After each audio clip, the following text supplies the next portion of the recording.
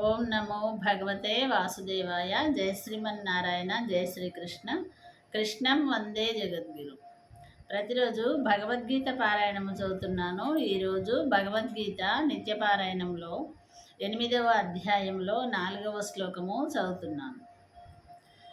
అధిభూతం క్షరో భావః పురుషాదిదైవతం ఆదియజ్ఞోహమేవాత్ర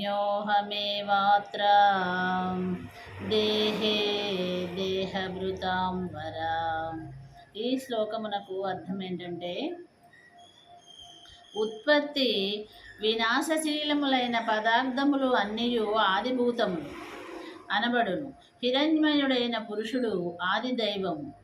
దేహదారులలో శ్రేష్ఠుడవైన ఓ అర్జున, ఈ శరీరంలో అంతర్యామిగా ఉన్న వాసుదేవుడనైన నేనే ఆది యజ్ఞమును అని ఆ శ్రీకృష్ణ భగవానుడు యుద్ధరంగమున అర్జునుడితో ఈ విధముగా పలికాడు. జయ శ్రీకృష్ణ. చూస్తూనే ఉండండి భగవద్గీత నిత్యపారాయణము ప్రతిరోజు. జై శ్రీమన్నారాయణ.